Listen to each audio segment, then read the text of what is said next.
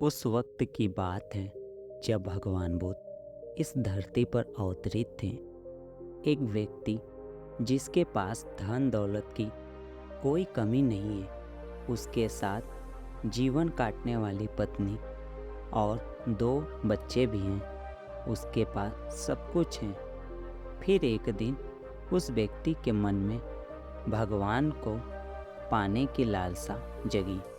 उसने सोचा कि मैंने बहुत सारा धन कमा लिया, अब कभी धन की कमी नहीं आएगी, पर मेरे पास ईश्वर नहीं है।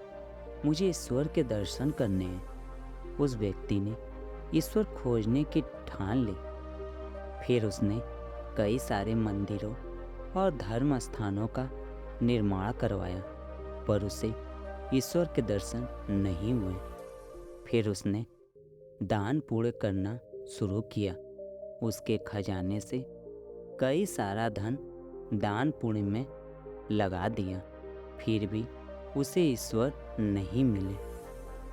फिर उस व्यक्ति ने सोचा कि अब मैं बड़े बड़े धामों के तीर्थ करता हूँ। उस व्यक्ति ने कई तीर्थ स्थानों के दर्शन किए।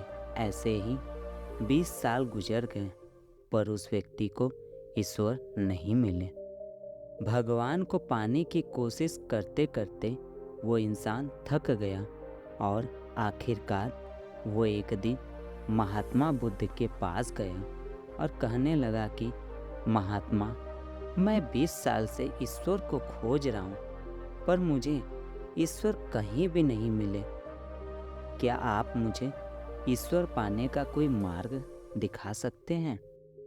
उस व्यक्ति की बातें सुनकर महात्मा बुद्ध उससे पूछने लगे कि सुनो बालक, ईश्वर खोजना कोई बड़ी बात नहीं है, वह तो बड़ी आसानी से मिल जाते हैं।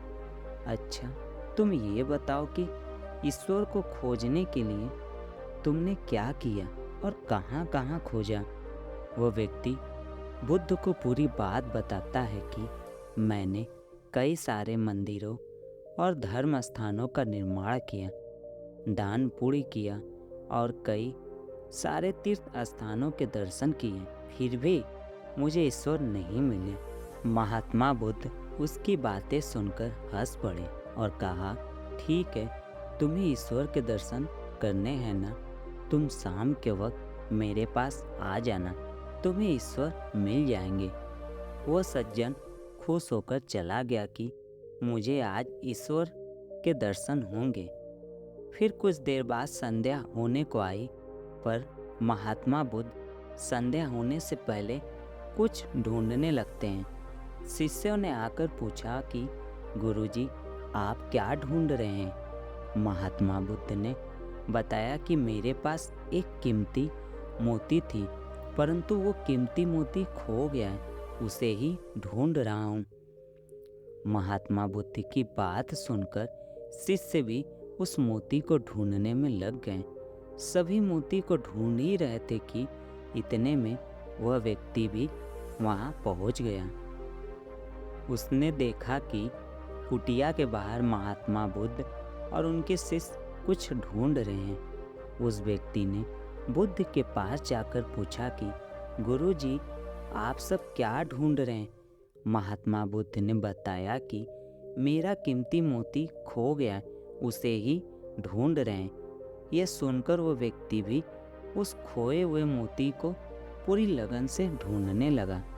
ढूंढते ढूंढते रात होने को आई, पर मोती नहीं मिला।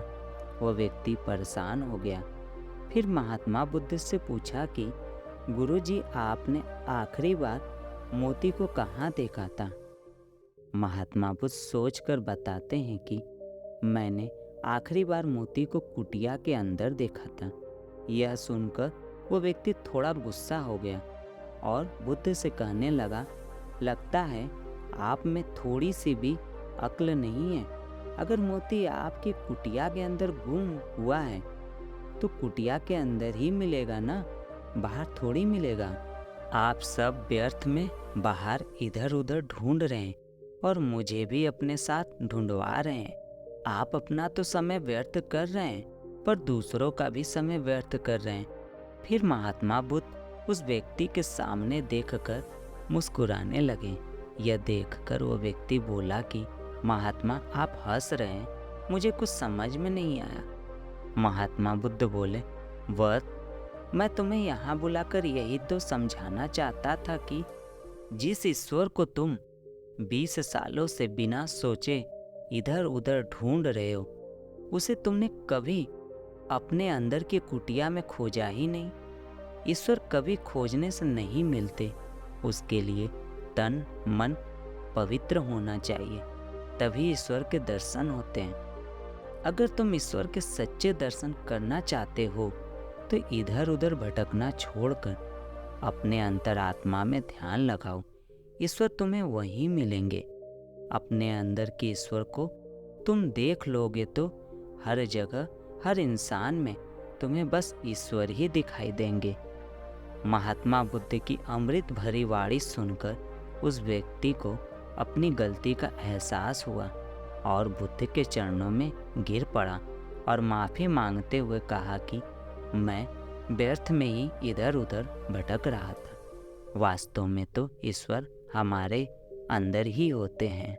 दोस्तों, आज की यह कहानी आपको कैसी लगी? कृपया मुझे कमेंट करके ज़रूर बताएं। और अगर आपको यह कहानी पसंद आई है तो अपने दोस्तों को ज़रूर शेयर करें। इसी तरह की मोटिवेशनल कहानियों के लिए हमारे चैनल को ज़रूर सब्सक्राइब कर लें। अपना बहुमूल्य समय देने के लिए धन्यवाद।